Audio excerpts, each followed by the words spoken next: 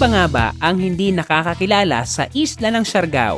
Maraming turista na ang nabighani, maging mga dayuhan na may iba't ibang lahi. Ang Siargao, kinilala bilang surfing capital ng bansa. Playground ng mga surfers ang naglalakihang mga alon at ng mga turista na gustong matutong mag-surfing dito. Maliit na isla pero mayaman sa mga nagagandahang lugar. Kahit sino ay talagang mabibighani dito. Ang ilan, dito na piniling manirahan dahil sa tinatawag nilang Siargao Magic. I'm originally from Butuan City po. And then yan, ano lang po, siguro napadpad lang po dito. Isa din po kasi ako sa nadali ng first dito sa Siargao. And then yan, gawa po ng music. Taong 2019 nang una ko mapuntahan ang isla. Kahit ako na humaling sa angkin nitong ganda. Dito ko napagtanto kung bakit binabalik-balikan ito ng karamihan. Hindi lang sa mainit na pagtanggap ng mga lokal at magagandang mapupuntahan. Isa rin kung paano nila pinapahalagan ang kanilang kalikasan.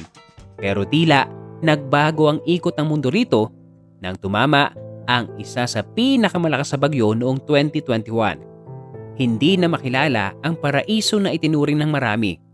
Maraming bahay ang nawasak. Marami rin mga pangarap ang naglaho. Sa panahong iyon, mahirap nang isipin kung paano sila makakabangon. Takot na talaga, wala nang basa sa isip ko, wala nang pag-asa. Dasal na lang ako ng dasal na kung mangyari man yung tapusin na talaga yung mundo, magkasama lang kami ng pamilya ko, okay na. Kasi hindi naman natin mapigilan, yun na talaga. Yun ang pinakalakas na naranasan namin mula ng bata pa kami. Sa panahon ng kalamidad, ang mga mangroves ang unang dumedepensa laban sa malalakas na alon at storm surge dulot ng bagyo.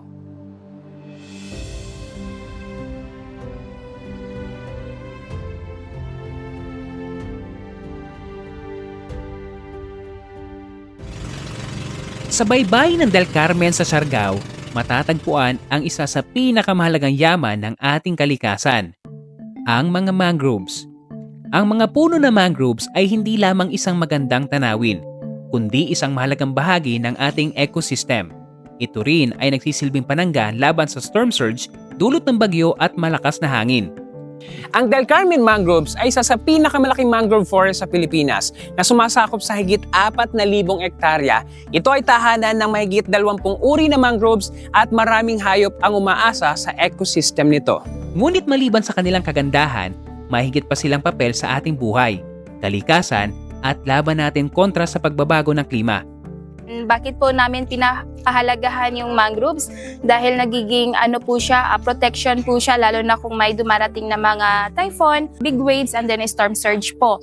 Aside of that po, yung mangroves naman po is nagiging nurseries and then breeding ground of the fishes. So nagiging income na din po yun ng mga fishermen or lokal ng Del Carmen po or lokal ng Siargao. Sobrang napakahalaga ng mga mangrove forests sa Bakawan dahil sa maraming serbisyo na binibigay nila sa atin at sa kalikasan. Isa na dito ang kanilang kakayahan na mag-absorb at mag-store ng carbon dioxide. In fact, mas magaling mag-store ng carbon ang mga mangroves kumpara sa karaniwang forests. Kaya naman, napakalaki ng natutulong nila sa pagbawas ng greenhouse gases na nagdudulot ng climate change. Kaya napaka-importante na protektahan natin ang mga mangrove forests, kabilang na ang mga mangroves ng Del Carmen.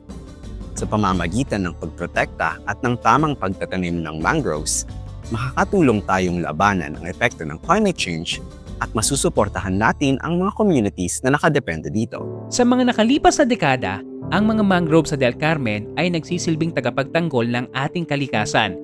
Ngunit ang kanilang halaga ay higit pa sa kanilang papel bilang green lang ng ating mundo.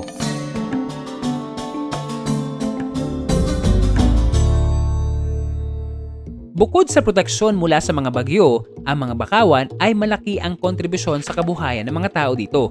Sagana ang mga huling lamang dagat dahil maayos at napapangalagaan ang kanilang tirahan. Pinapartner namin yung mga LGUs dito on marine conservation kasi we are a marine conservation at the same time behavior change organization.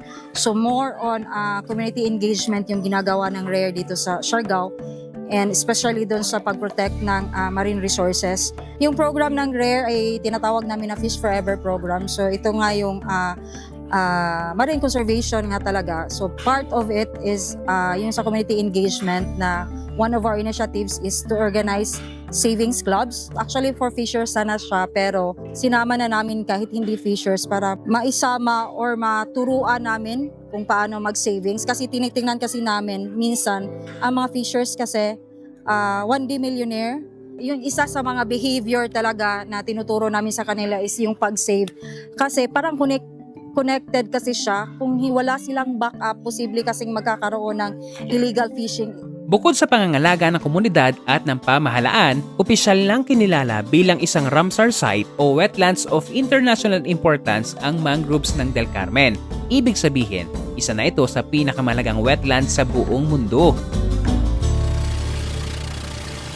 Isa sa mga lugar na dinadayo sa Del Carmen ay ang Sugbalagun, na lubharing naapektuhan ng nagdaang kalamidad. Halos hindi na makilala matapos dumaan ang Bagyong Odette. Ang dating mapang-akit na tanawin, nakalbo at parang nasunog ang mga puno. Pero makalipas ang 3 taon, ito na ang bago mukha ng lugar. Nakarecover na ang mga bundok na sinira ng kalamidad.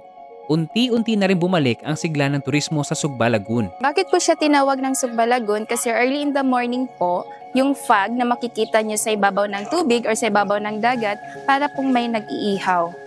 So, since the fog or the ihaw sa Bisaya is sugba, kaya naging Sugbalagun po siya. Marami pong activities na pwedeng gawin ng mga turista sa Sugbalagun, gaya ng pagpapaddleboard, pagkakayak, pag-snorkeling, and then swimming. And then may tinatawag po kami na highlights talaga ng Sugbalagun, which is yung diving board po, na tinatawag namin Jump for the Mangroves. Pwede po kayong tumalon kung marunong naman kayong lumangoy. Para ito'y mapuntahan, kinakailangang sumakay ng bangka, dadaan sa mga bakawan ng Del Carmen. Hindi na masyadong mababakas ang mga iniwang sira ng bagyo. Pero kung narating mo na ito noon, makikita mo ang mga pinagbago. Pagdating, sasalubungin ka ng pagbati. Good morning! Welcome to Sugbalagun Circle! Dinarayo ang Sugbalagun hindi lang dahil sa ganda ng lugar, pati na rin ang katahimikan at mga activities na pwedeng gawin dito.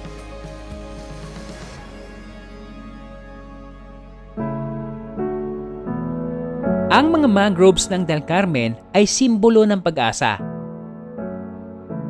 Habang ang mundo ay patuloy na nakikisalamuha sa mga epekto ng climate change, ang mga puno ng mangroves ay nagsisilbi mga bayani ng kalikasan na nagbibigay pag-asa sa isang mas luntian at ligtas na bukas.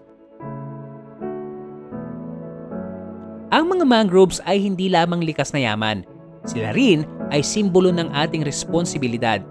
Bilang mga mamamayan ng isang mundong nagbabago, hinihikayat namin kayo na magtulungan sa pangangalaga ng ating mga bakawan at ng ating kalikasan. Sa maliit na hakbang, malaki ang magiging epekto nito. Ang Del Carmen Mangroves ay isang paalala na ang kalikasan ay kayamanan. Nasa ating mga kamay ang responsibilidad na ito'y pangalagaan para sa susunod na henerasyon. This is Juan, and that's a story.